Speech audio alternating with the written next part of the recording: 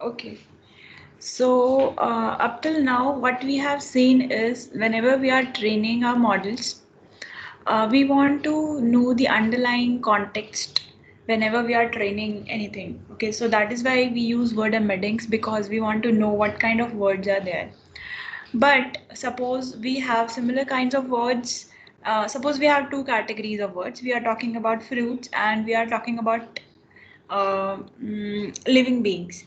So these are two categories, and we want our word embeddings to be represented in such a way that similar words should be represented with similar vectors, and different words should be having different kind of vectors. So that is the basic idea while we train our model.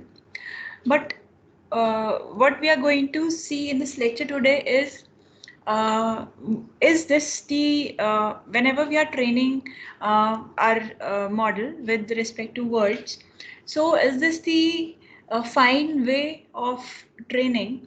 Because in every language, in one language you can represent a entity with a word, while in another language you can represent just a sound with a word. In any other language you can represent a whole set of words with a single word. You write the whole suppose instruction in a simple word. Okay, so this is we are going to see like whether training with respect to words is fine or not, and why subword models are required. Okay, so let's understand. So whenever, because when in speech, whenever we are speaking something, we have infinite sound waves that we can generate. It is a continuous space. We can generate infinite number of sounds, and each and every sound, if we represent that sound in a text format, it will give me a different letter, a different word, a different set of words, like this. But when we talk about a language, when we talk about human language, maybe English or maybe Hindi. So if I'm talking about Hindi, I have a particular set of characters, and using only those characters, I can represent the words. And suppose similarly in English, we have a set of alphabets, and using only those alphabets, we represent all the words, all the possible sentences. So that is not a continuous space, so we can represent it. But in phonetics, suppose there is a word cat, so one person can say it as a cat, and one person, depending upon the accent, can say it as a cat. So it's a different sound is different, but people categorize different sounds, different sounds in a particular. Okay, this is cat is also because that is a human being of a particular accent, but he's also saying it that he's talking about a cat. And if I'm saying it as a cat, so I also know, okay, I'm talking about a particular animal, that is cat. Okay, so understanding phonetics is a different whole lot of space, which is a continuous space, and it's very very difficult. While when we talk about a particular language, we have a separate set, we have a subset basically that is not infinite, and we can represent it. But there is one more thing. So suppose I have, so I want to represent each and every word in my space. Suppose I have a book and I want to train my model on that book. So this book is having many many words, and I because I want to understand the meaning of word. I don't want characters, I want word meanings. I don't want ABC, I don't want double LO. I want hello because I get something out of it. So I want to train on words. So that is why, so instead of training on whole words, they suggested one approach, which was dividing the whole word into subsets. And because so this is the example they are showing. Unfortunately, it is made of so many words, so many subwords.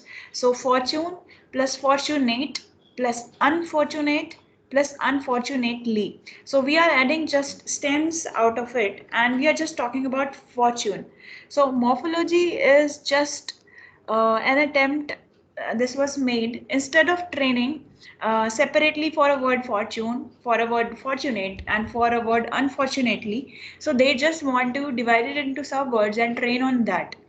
So this was a better approach because we want words anyway, we want to understand the meanings of words. So instead of character, we want to train on words. Why? Because we want the context, we want to understand something out of it.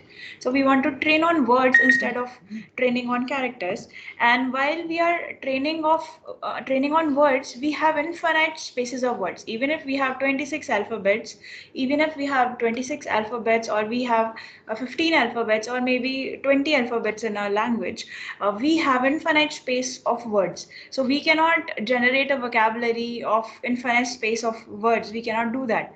So that is why this morphology was an attempt where they are okay saying, okay, we will treat fortune, we will take fortunate also somewhere, which is similar to fortune, and we will also take unfortunate, which is also similar to fortune, and we will say, okay, unfortunately, which is also similar to fortune. So instead of making these as separate words, we will train on subwords uh, to represent the uh, context behind every word. Okay, so this is the idea.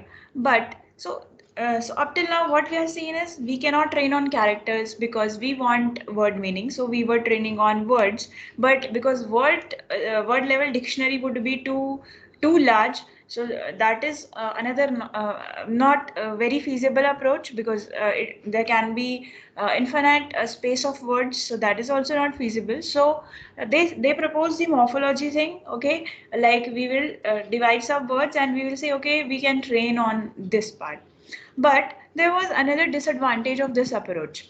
So disadvantage of this approach was, okay, right now this works fine, but what happened is, suppose, okay, so what happened is,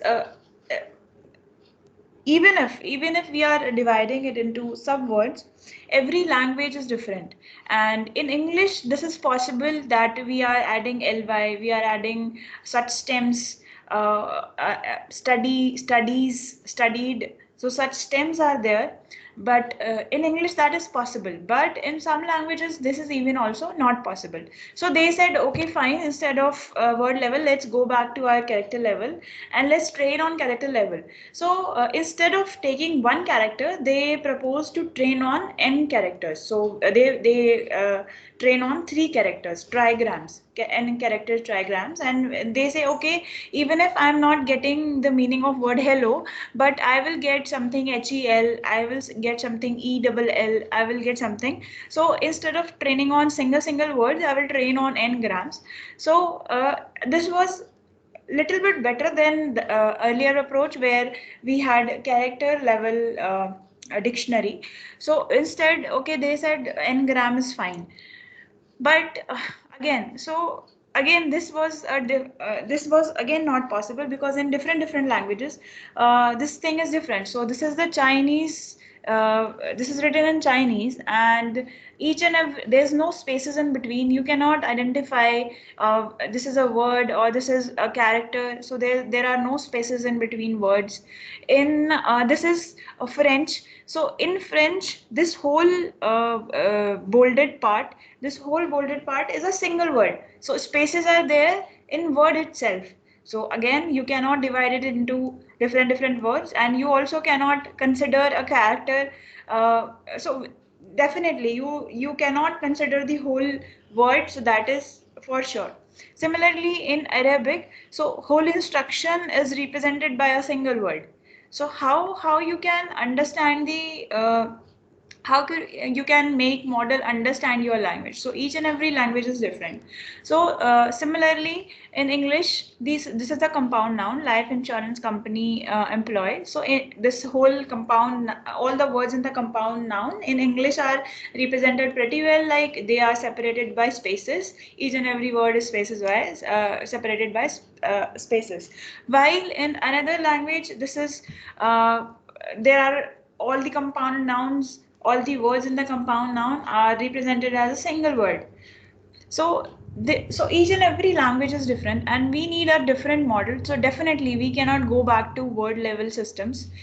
We have changed from character to word level. Now we want to go back to character level because we want to understand character, each and every character, because words is not working fine for all the languages. For some languages it is fine, but for most of the languages it is not fine to train on word level.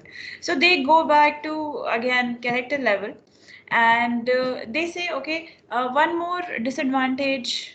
Okay, so why we need to go below the word level, why we need to go back to the character level is because we have a very large open vocabulary that we have discussed. We have infinite huge spaces of words even if our dictionary of character is short.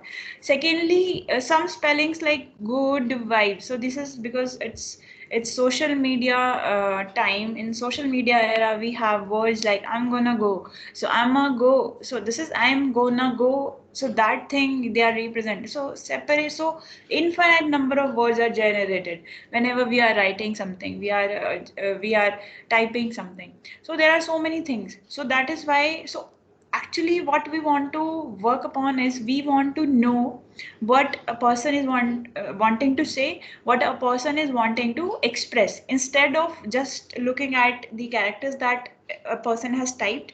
So it has typed GOOD, so he wants to say good, so we want to understand that word. Okay, so again different, we need to go back to character level.